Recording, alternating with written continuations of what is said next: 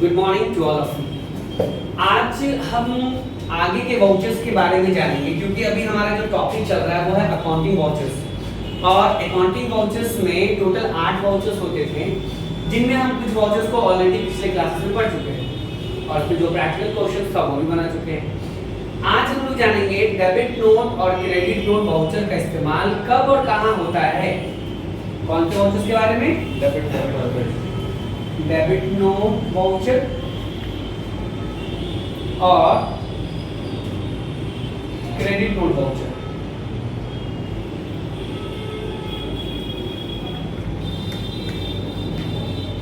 ये दो vouchers, debit note का जो शॉर्टकट की होता था वो होता था L प्लस F5 और क्रेडिट नोट वाउचर्स का L प्लस F6। अब पहले तो हम नॉर्मल चीजों को जान लें कि डेबिट नोट और क्रेडिट नोट के वाउचर्स का इस्तेमाल होता किन चीजों के लिए। तो ये ध्यान दीजिएगा, जब कोई गुड्स हम सेल करते हैं या परचेज करते हैं, उस कंडीशन के बाद जब कोई गुड्स हमें वापस मिलता है या हम वापस करते हैं, यानी कि हमें बात क्लियरिफिकेशन हो रही है धीरे धीरे कि सर कहीं आप रिटर्न की बात तो नहीं कर रहे ना? जी हाँ, बिल्कुल सही आप लोगों ने सोचा, हम रिटर्न की ही बातें कर रहे हैं। रिटर्न इट मींस टू से या तो वो परचेज रिटर्न होगा या तो वो सेल्स रिटर्न होगा। ठीक है, यानी कि डेबिट नोट और क्रेडिट नोट वाउचर का इस्तेमाल दो चीजों के लिए किया जाता है। पहला रिटर्न के कंडीशन में, और दूसरा एक और कंडीशन है जो कि हम आगे चल के पढ़ेंगे। तो हम पहले पहला कंडीशन देख लेते हैं कि भाई रिटर्न का कंडीशन कैसे फॉलो होता है। तो मान लिया जाए कि मैंने अगर राम को माल बेचा, तो हमारे पास एंट्री क्या होगा? Ram account debit to sales credit 5000 रुपया। ये एंट्री किस मोड में है? वाउचर मोड या इनवॉइस मोड? कैसे पता चला? क्योंकि लेजर डेबिट और क्रेडिट के फॉर्म में है। अब जैसे मैंने राम को माल बेचा, बेचने के बाद राम ने बोला कि मेरे पास कुछ सामान टूटा फूटा आ गया, तो सामान को वो वापस करेगा कि नहीं करेगा? तो राम उस सामान को वापस कर रहा है। मान लो उस सामान की वैल्यू 2000 रुपए थी, तो अब राम मेरे को जो माल है वो रिटर्न कर रहा है, तो मेरे लिए वो सेल है या सेल रिटर्न? Sales return. कभी भी इन चीज को अपने हिसाब से सोचना है, राम के हिसाब से नहीं सोचना है। तो जब सेल करते थे तो क्रेडिट साइड में लिखते थे, तो जब सेल्स रिटर्न होगा तो डेबिट साइड लिखेंगे। तो ऊपर क्या लिखेंगे? कुछ लोग नॉर्मल सेल्स भी लिखते हैं तो भी चलेगा, कोई दिक्कत नहीं है। सेल्स अकाउंट डेबिट, और ये वापस किसने किया है? राम ने क्रेडिट 2000 रुपए का माल। अब कुछ लोग बोलते हैं कि सर कि ये सेल्स है और सेल्स डेबिट साइड में है, तो एंट्री गलत है। नहीं, क्योंकि मैंने ही बोला है कि दुनिया के किसी भी कोने में आप चले जाएंगे, purchase is always going to debit side and sales is always going to credit side. But यहाँ पे सेल्स किस साइड दिख रहा है? तो उस डेबिट साइड को देखकर आप बस एक अंदाजा लगा लीजिएगा कि ये सेल्स नहीं है बल्कि सेल्स रिटर्न है। क्या है ये? Sales return. इसीलिए बहुत सारे लोग यहाँ पर सेल्स अकाउंट ना लिखकर क्या लिख देते हैं? सेल्स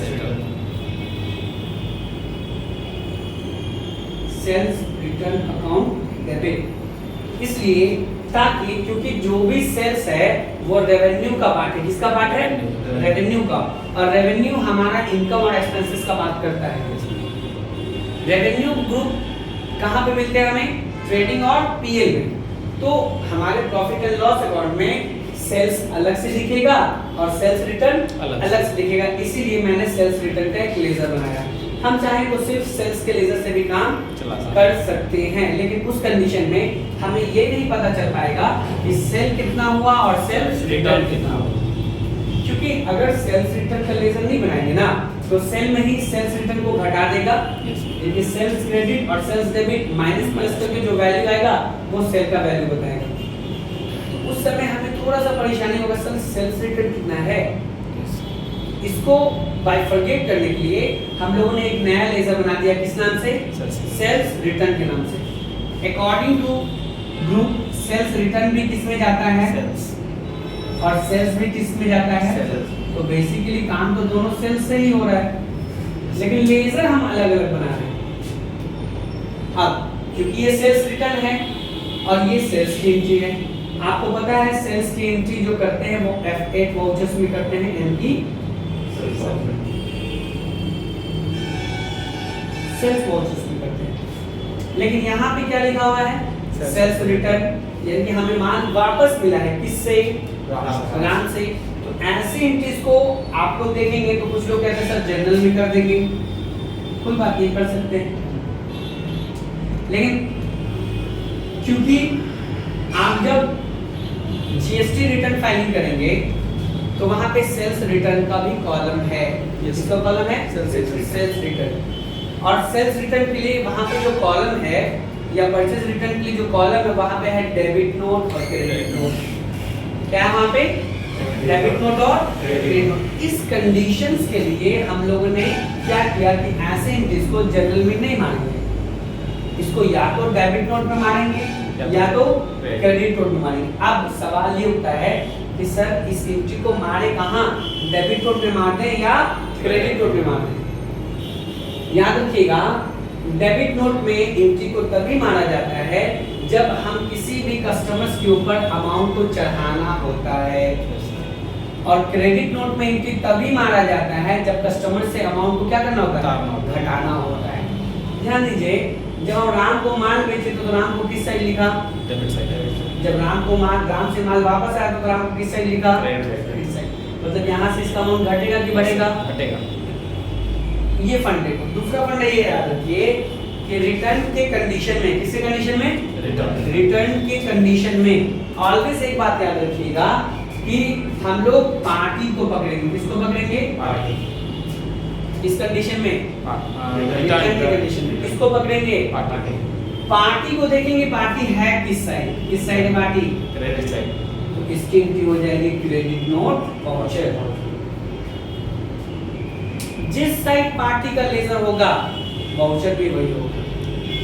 पार्टी किस साइड दिख रहा है, क्रेडिट, तो इसके लिए कौन सा वाउचर होगा, क्रेडिट नोट। समझ में मेरी बात है। सेम यही प्रोसेस हम परचेज में भी करेंगे। तो देखेंगे परचेज में क्या एंट्री होता है, तो आपको पता है purchase is always going to debit, purchase account debit to Sunil credit 5000 रुपए। इसकी एंट्री हम लोग ईमानदारी से कहां करेंगे, F9 यानी कि परचेज।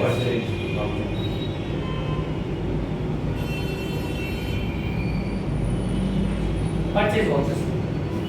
चीजें क्लियर है। ये तो परचेज का हो गया। अब जो मैंने परचेज किया था सुनील से, अब मेरे पास कुछ माल खराब आ गया तो मैं माल को रख लूंगा या वापस करूंगा, वापस।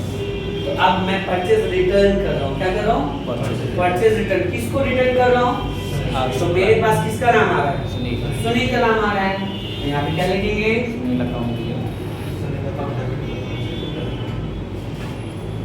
To purchase return account. Purchase return तो चलेगा, कोई प्रॉब्लम नहीं है। yes. लेकिन अगर परचेज रिटर्न कर देंगे तो पीएल साफ सुथरा दिखेगा, 2000 रुपए। मैंने क्या बोला था, रिटर्न वाले एंट्रीज को मारने के लिए अगर हमें वाउचर पहचानना है तो हम पार्टी को पकड़ेंगे। किसको पकड़ेंगे, पार्टी को। पार्टी किस साइड है, डेबिट साइड। लिखा है मेरे को डेबिट। किस कंडीशन में, रिटर्न की कंडीशन में। Yes sir. पार्टी किस साइड है, डेबिट साइड। इसकी एंट्री कहां मारेंगे, डेबिट नोट में।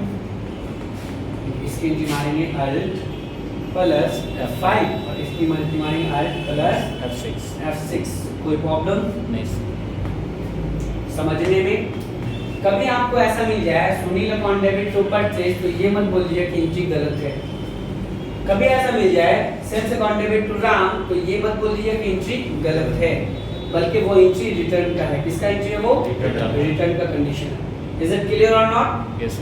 तो डेबिट नोट और क्रेडिट नोट का इस्तेमाल हम लोग दो जगह के लिए करते हैं।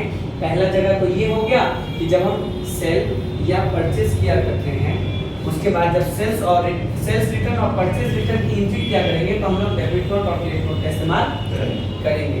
कोई प्रॉब्लम नहीं।